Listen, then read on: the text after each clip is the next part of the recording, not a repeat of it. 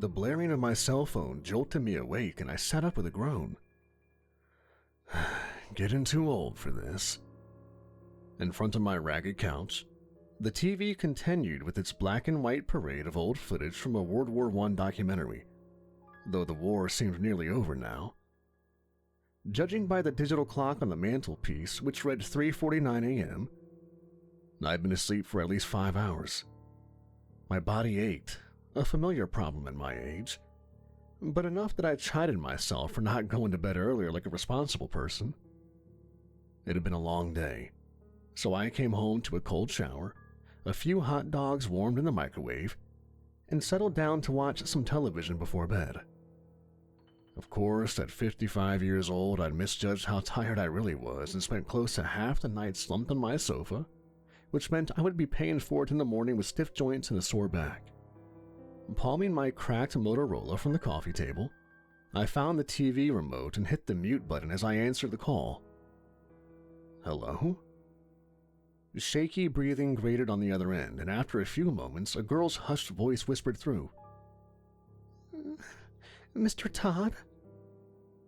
Ice rippled through my veins at the sound of Cindy's panicked voice, and I sat up straighter to rub at my bleary eyes. Yeah, I'm here. You okay? What's wrong? Silence greeted me, a strange mix of static, trembling breaths, and what sounded like sniffles as she tried to hold back tears. Please, help me. Cindy?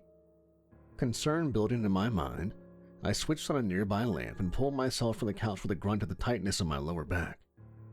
You there? What's going on?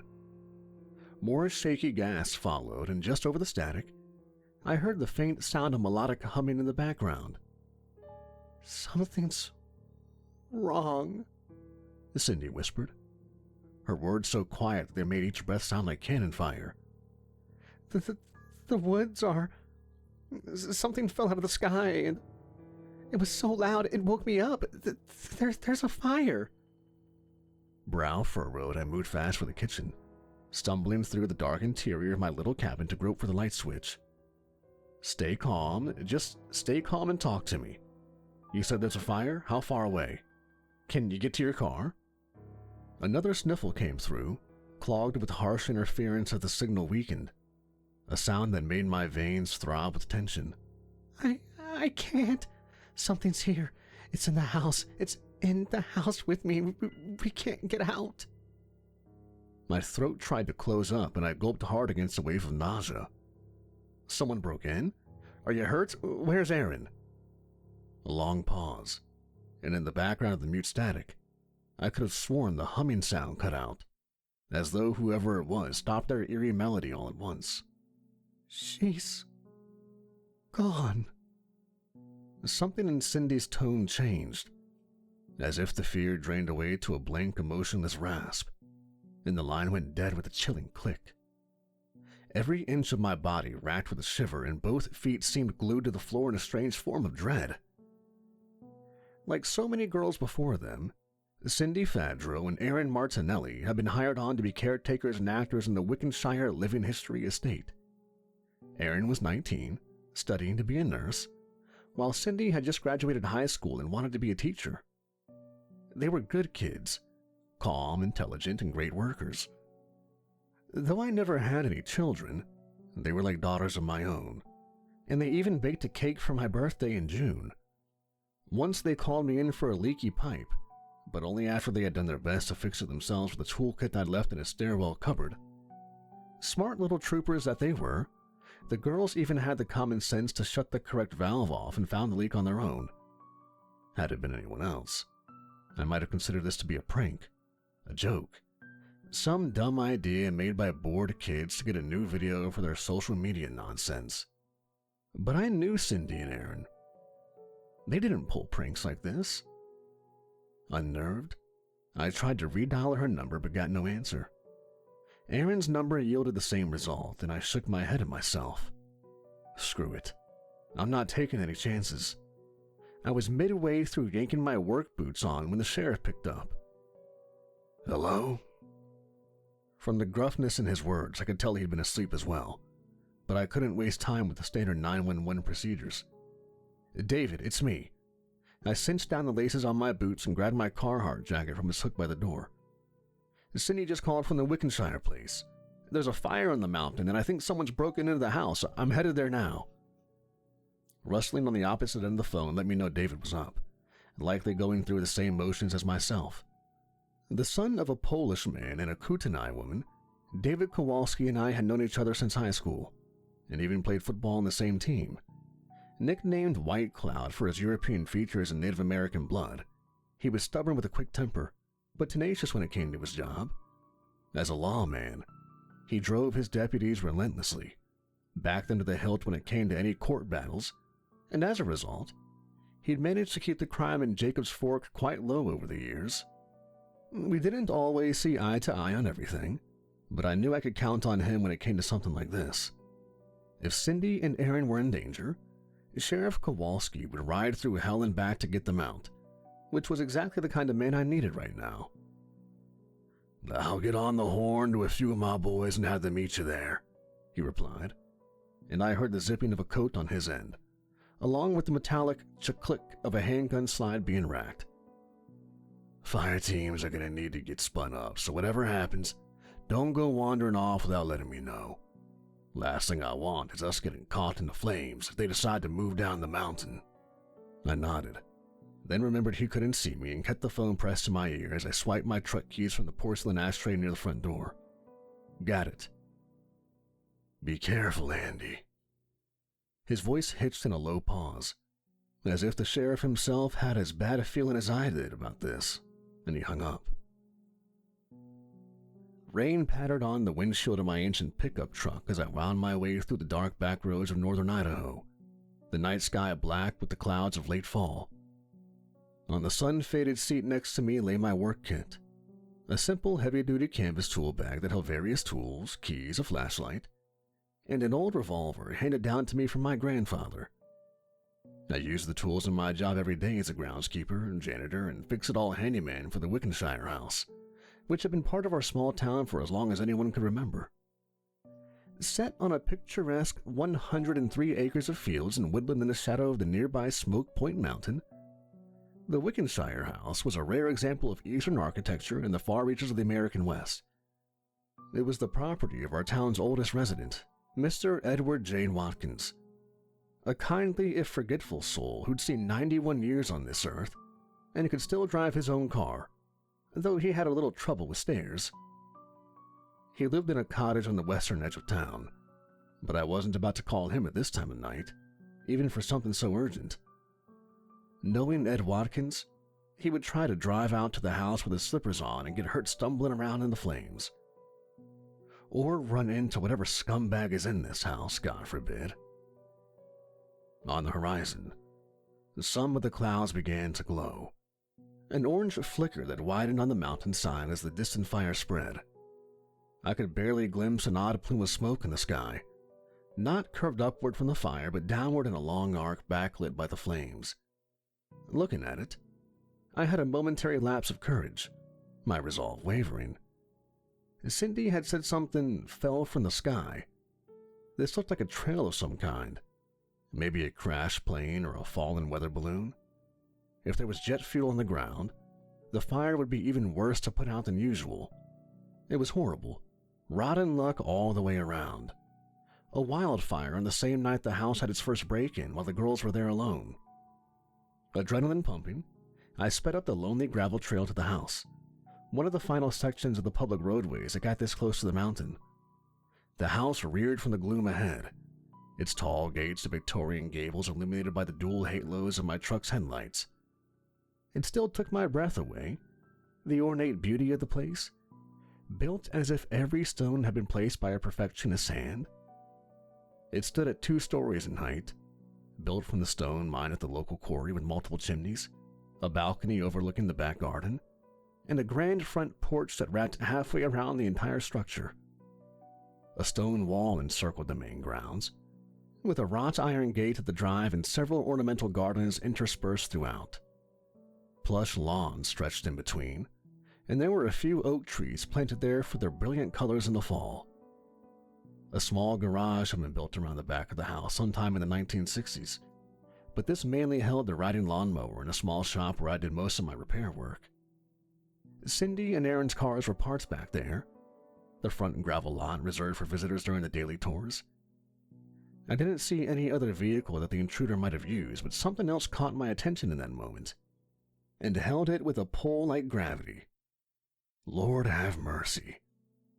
I stared, slack-jawed, at a huge sea of flames that roared through the nearby trees with a voracious appetite.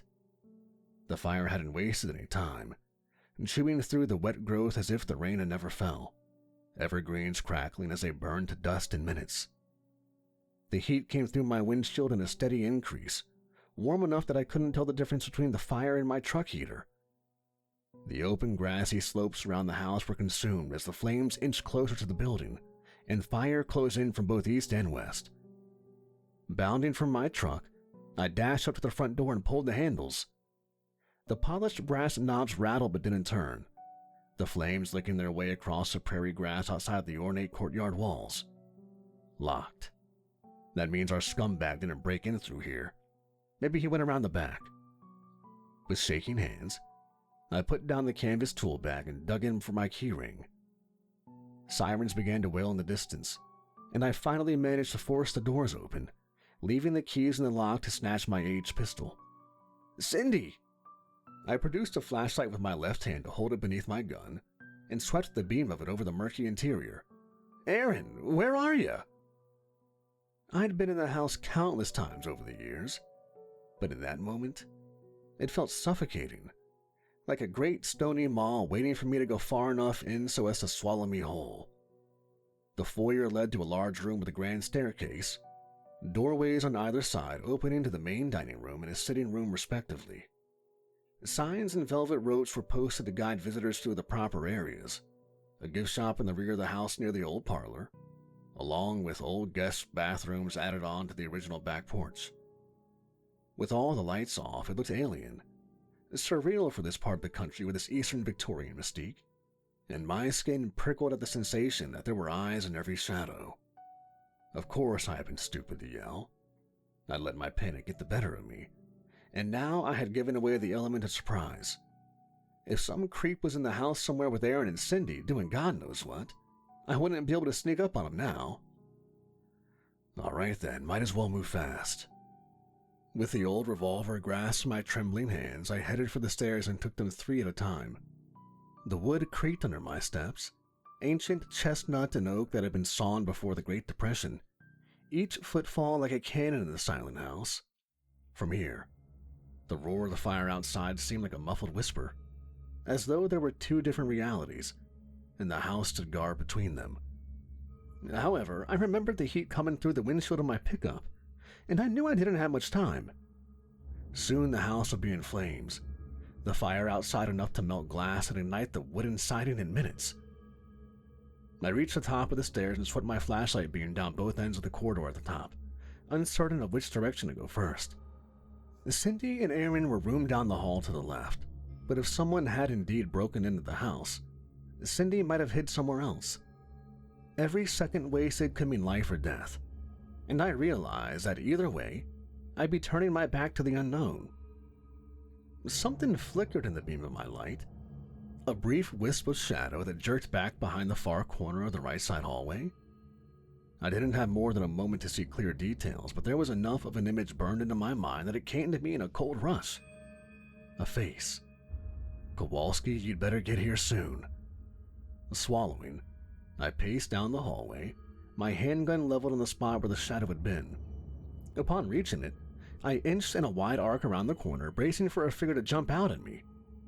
The air caught in my throat, and I stared at a section of wallpaper bathed in the aura of my flashlight. Brownish black sludge had been daubed on the wall, smeared into a perfect circle so that the excess dripped over the wallpaper like ebony tears. I couldn't tell if it was mud, blood, or something else, but the corridor stank of rot and the putrid scent of stagnant water. Thorny bits of twig had been woven together, tied here and there with bits of plant fiber to form a circle that overlaid the sludge. Pasted together on the wall, these seemed to make up a protective ring, and in the middle were the handprints. From what I could see, they were 2 different sizes, the slender fingers and narrow palms indicating two younger females. Both prints face downwards, slightly overlapping each other at the heel of the palm, and the thumbs arch toward one another like pincers. Unlike the grimy sludge, these were pressed to the old wallpaper in an unmistakable red hue, and it hit me what I was looking at. A spider. The 4 fingers of each hand made the legs, the thumbs as mandibles. Upon closer inspection, I discovered the blackness of the outer paste came from petals, rose petals to be exact. There were no roses growing in Idaho in this time of year, and I'd never seen a natural black rose in my life, yet these appeared fresh. Most had been ground to a powder that gave the foul substance its dark color.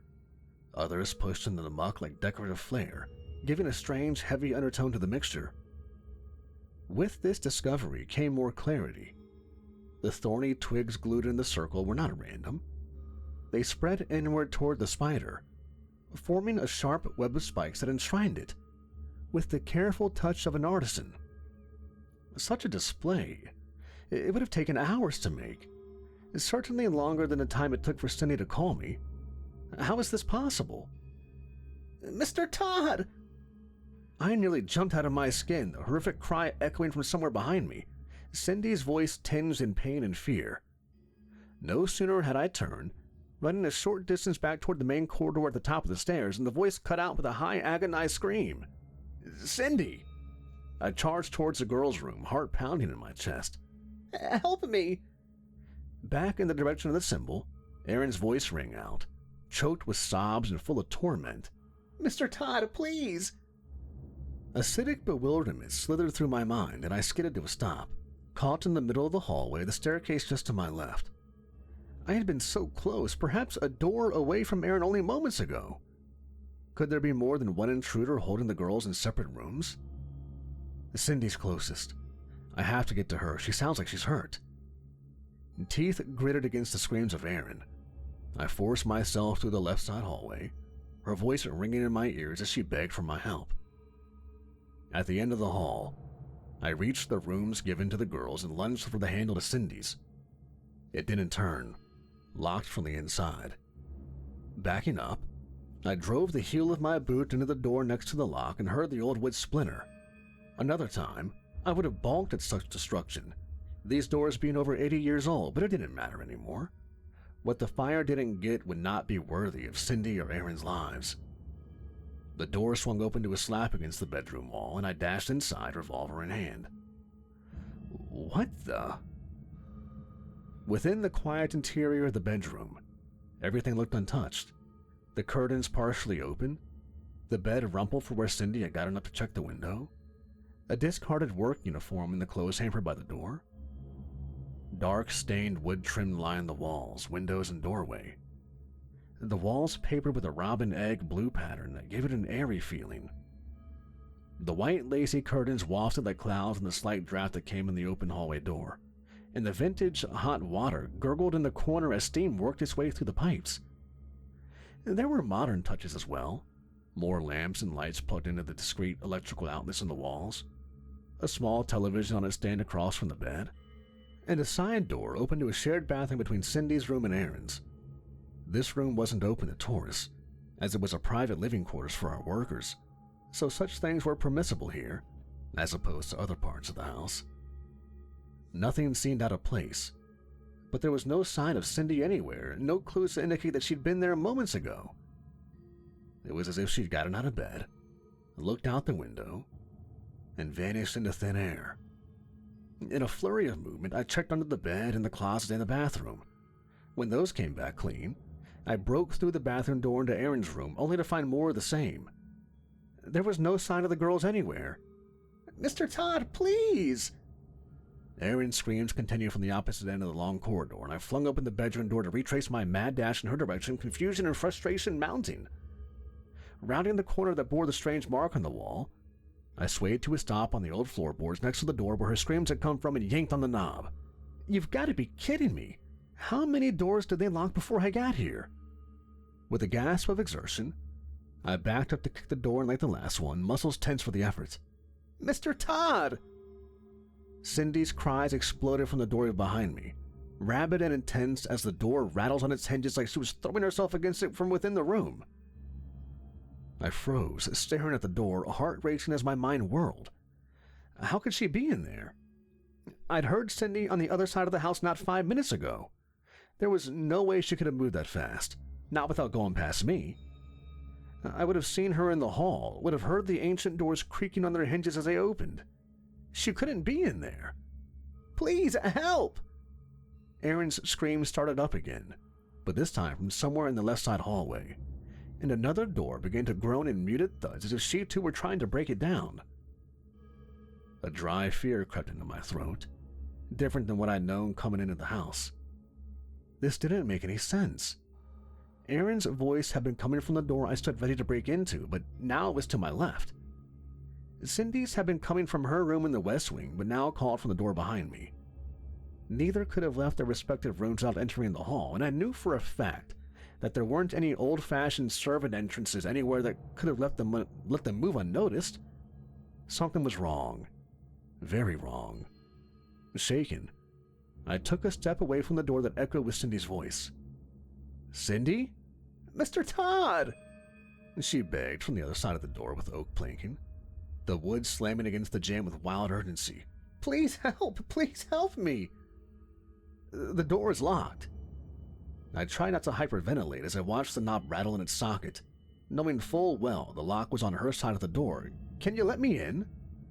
Her wails increased in pitch, the screeches an awful combination of agony and terror that made my stomach churn. It sounded as if Cindy was being tormented in the worst ways imaginable, but something about the cadence of each shriek felt off, enough that my brain sent up warning alarms inside my skull. "Mr. Todd, please!"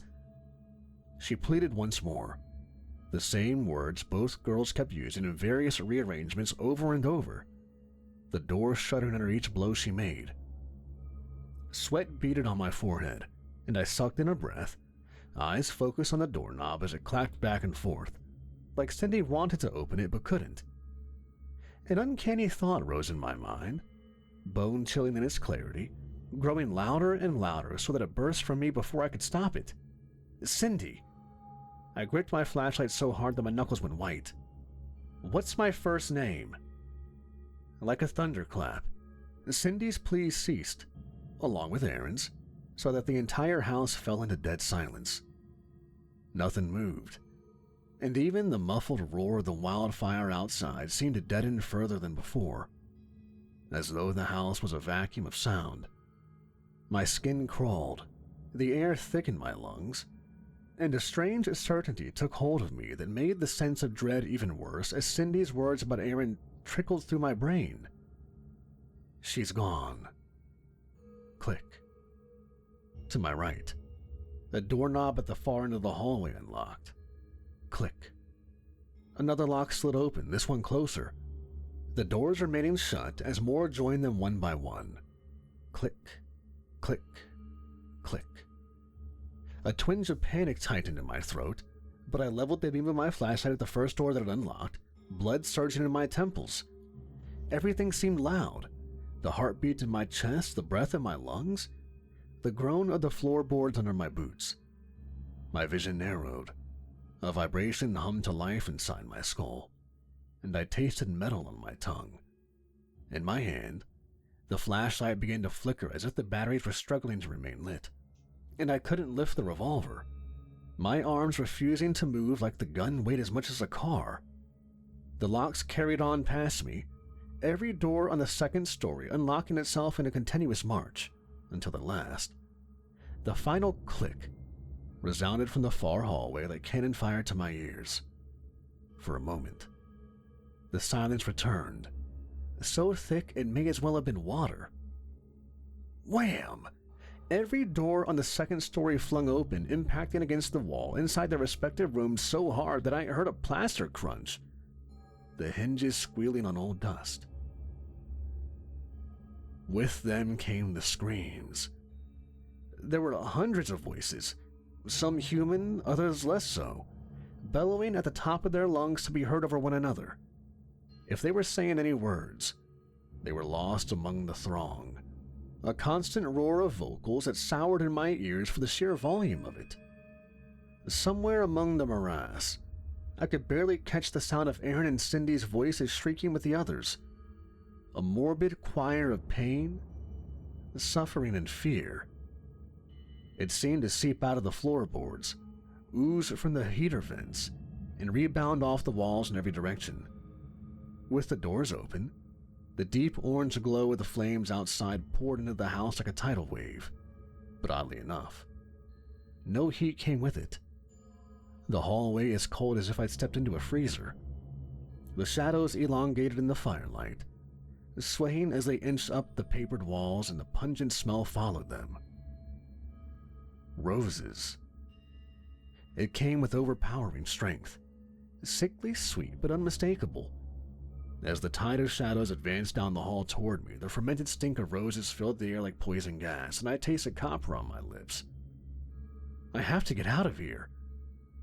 Coughing on the blood running from both nostrils, I stumbled toward the stairs, my head a mess of static.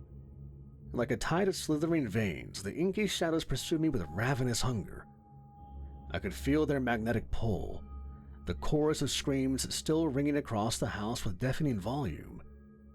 A terrible siren song that tugged at something deep within my subconscious. Voices. So many voices begged me to stay, to go back, to find the darkest room and sink myself into the abyss until it drowned me. Something tightened on my ankle just as I reached the top of the staircase, and I toppled headlong down the steps. Bam! My hip rammed into a banister and I lost my grip on the pistol. Wham! Another step hit my shoulder, and I felt my teeth bite into my tongue, the flashlight clattering away into the floor below. Smack! My head connected with the floorboards of the landing, and the blackness threatened to close over my eyes for the last time. Creak. One of the steps flexed under the weight of a foot, and I gulped air in pain to squint at the shadows. Creak. Another footstep echoed toward me, something at the top of the steps descending with a slow, methodical gait. It didn't sound heavy, not the deft pace of a large man or thick boot, but almost delicate, light, graceful. Yet, there was something about each carefully placed step, each sigh and squeak of the aged woodwork that made my skin wriggle. Something was coming, something that knew exactly where I was, even in the pitch blackness of the house. It was watching me, stalking me through the shadows like a cat with a mouse. Desperate fear surged in my brain, and I clawed through the dark on my stomach to find a way out. I remembered the front door being nearby, but it seemed to take an eternity to move across the cold floorboards. The unseen presence mere yards behind me as I wriggled forward.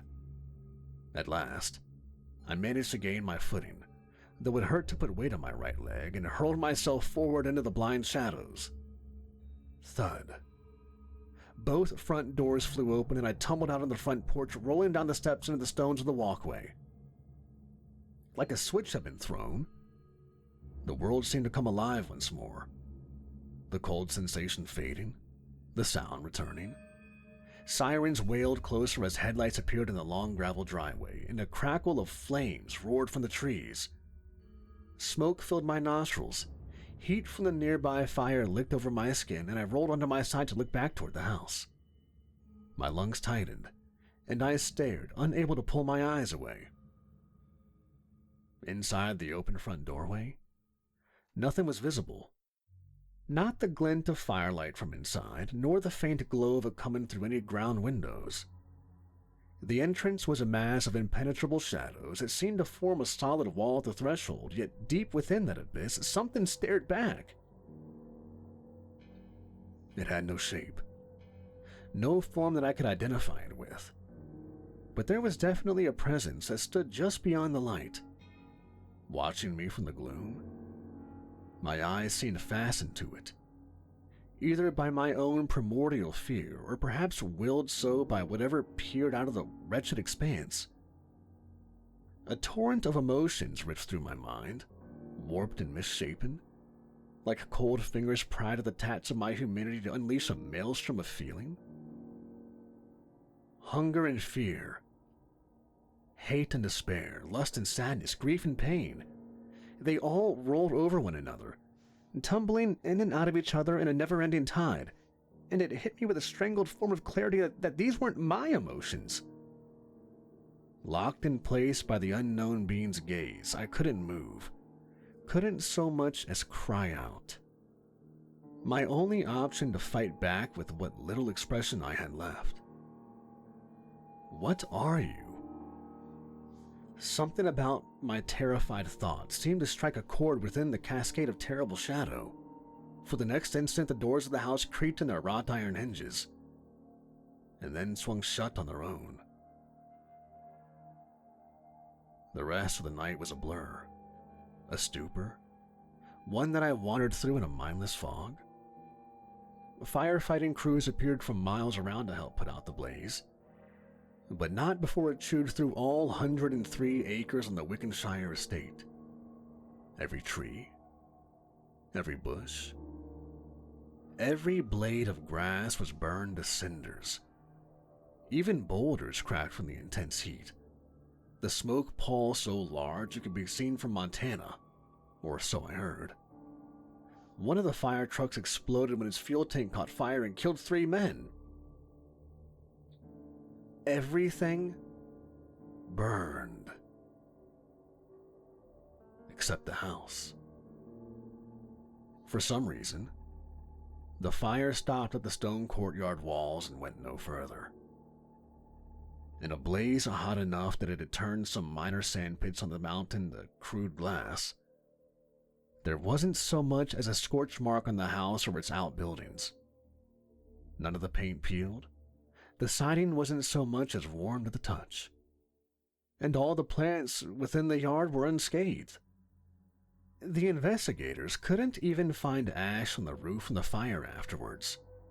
Not a single flake. Unlike its ruined acreage, the Wickenshire House had survived the wildfire unharmed, and no one could make any sense of it. Once the fire was finally put out, they took me to the local clinic for my injuries. A sprained ankle, a dislocated shoulder, and a concussion from my tumble down the stairs. Sheriff Kowalski visited me in the morning to see how I was, and to fill me in on what I'd missed once they trucked me away from the site. Over 300 search and rescue volunteers have been called out, along with special forensic teams from neighboring counties, and they hadn't found any sign of Sindri Fadro or Aaron Martinelli. The last time they managed to ping Cindy's phone via satellite, it had registered a mile up the slope from the house, but they never managed to recover the device. Tracking dogs refused to go near the house, and they seemed to lose all scent once they left the property boundaries. No trace of Aaron was discovered, and no DNA could be found in either of the girls' rooms to point to a culprit. One of the searchers claimed he heard what sounded like a female voice screaming for help on the northern slope, but he wasn't exactly sure where it had come from, and no one else could verify it. Another man claimed he saw someone walking inside the tree line near the eastern edge of the property, but never got a good glimpse at their face to see who they were. With all speculation bereft of evidence, it seemed to everyone that both Cindy and Aaron had disappeared from the face of the earth. Worse yet, when I described my account to the sheriff, he informed me that his team hadn't found any symbols painted on the walls, nor did they see anything out of the ordinary. All they found that aligned with my story was the strange, overwhelming aroma of roses that permeated the house. Nothing more. That was 6 weeks ago. I got out of the clinic within a few days after the event, but the continued search efforts proved fruitless. With their investigation coming up cold, the sheriff's office released the house back to Mr. Watkins, who closed it indefinitely. I had never seen him so distraught in my life, as Ed took the girl's disappearance rather hard. He felt personally responsible, though we all knew there wasn't anything he could have done. especially since no one knew what happened to Aaron or Cindy. But Ed apparently decided to go there himself late one evening to do some looking around the house and didn't bother to tell anyone else. It wasn't until his cleaning lady stopped by his cottage in Jacob's Fork the next morning that Ed was reported missing, and police dispatched the Wickenshire House. They never found him. His car was parked out front, the doors unlocked, but they couldn't find a trace of Edward Watkins anywhere on the property. I helped with the search, as I basically slept in the sheriff's office these days, and found no sign of a struggle or any other foul play. Only the smell of roses. We dug deep this time, rifled through local records, archives, property history, everything we could get our hands on about the estate. There was nothing to indicate this place would be trouble. No forgotten building plans with hidden rooms, no land disputes with older tenants, no tribal issues from burial grounds or holy sites. The property was normal, and even when I poked around to see if there had been any deaths, suicides, or any other sordid affairs associated with the house, my search came up blank. There was no reason for this to happen, not from human efforts or anything else. Even now, as December drags on, nothing has been the same. No plants grow in the burn zone, not even the smallest patches of lichen or moss, as if the ground is poisoned to its core. Animals avoid it, so that the uncharted section of forest around the property are empty, silent places. The access road is chained off to keep curious locals away, and Sheriff Kowalski let me bunk in a small ranger cabin at the base of the mountain just so I could keep tabs on the place. I think he knew I needed to be close, to keep an eye on the house and keep looking for answers. I can't explain why, but I know something is in there, waiting, biding its time. It failed to get me that night, but I have a terrible premonition that it doesn't need me. It just needs more. I found markers in the last few days. Piles of bones. Not haphazard from an animal kill, but stacked and organized and purposeful. Bits of twine made from plant fibers hold them together.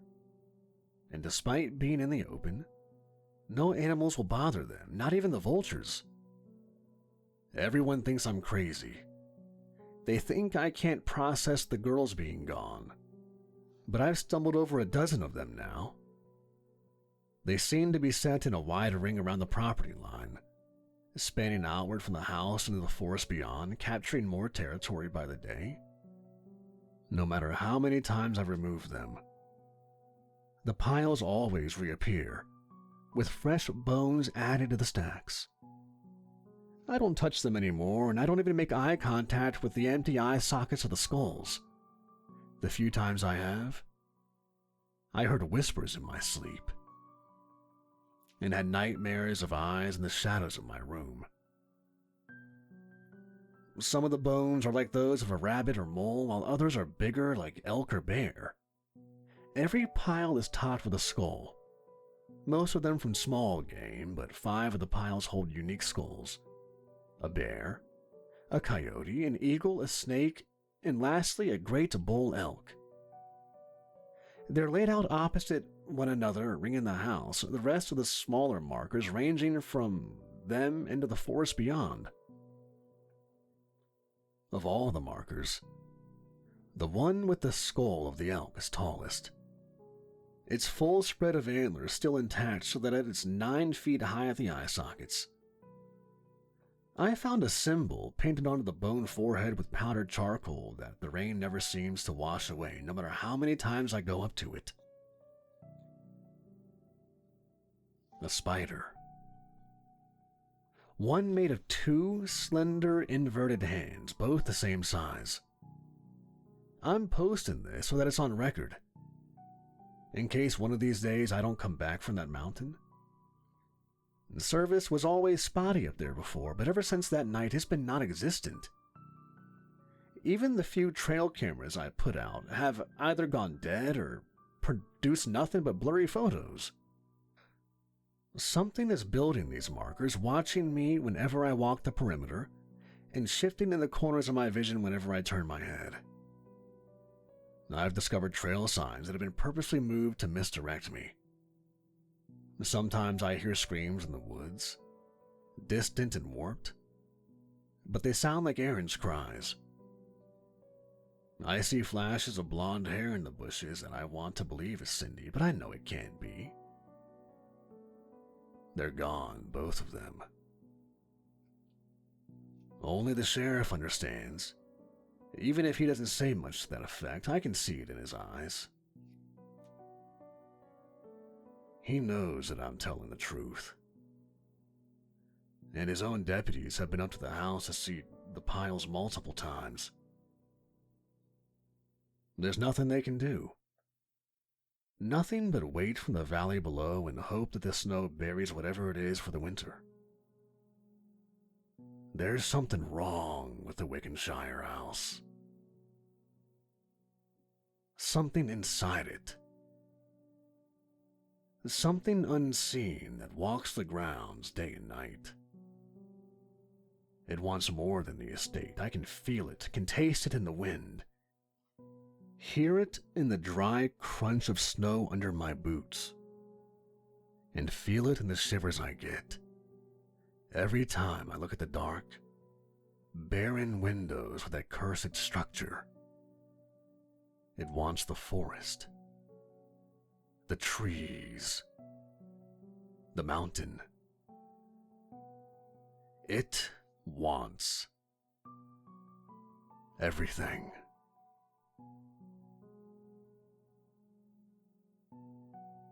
Hey everybody, Kevin here from Nightmares Nightly. If you made it this far, I want to thank you all for listening, and don't click off just yet. I just want to bring something up real quick. So I noticed this other channel 3 or 4 months ago, who's an AI voice channel, which is nothing new. We all know they've been popping up everywhere.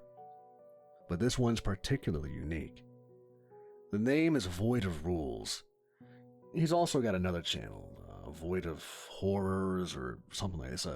It's like a sci-fi channel. I didn't even want to bring it up, but it's been getting pretty aggravating. He's an AI voice channel who's ripping off of everyone else's content. I'll show you some pictures on screen now. Bear with me, please. I'm not known for my video editing, just my voice. He's going around looking at popular YouTube videos and seeing what's doing well, and is literally ripping off titles and thumbnails word for word. He's then obviously using AI to write the stories, and then AI to voice them. And it seems like he's doing it. I've listened to a couple of them, as grating as it is. He's using the titles, I think, to just put a prompt into ChatGPT, Grok, whatever it is. And he's basing the stories off of the titles to create something similar. He's been doing it to my stories for months now, more so the Hell stories specifically, and here are some examples of that. But it's not even just my channel. Something that gave me a bit of a laugh was he's ripping off Dr. Codex, who's another AI-created voice and writing channel. It made me feel like two computers just copying each other's homework, but he's even doing it to Lighthouse, one of my favorites before all the rules creepypastas. But anyways, just thought I'd let y'all know, especially if you come across his channel and see my titles and thumbnails so you don't get confused on what's going on. He's just another plagiarizer on the internet trying to make a quick buck. But, as always, thanks for listening, everybody.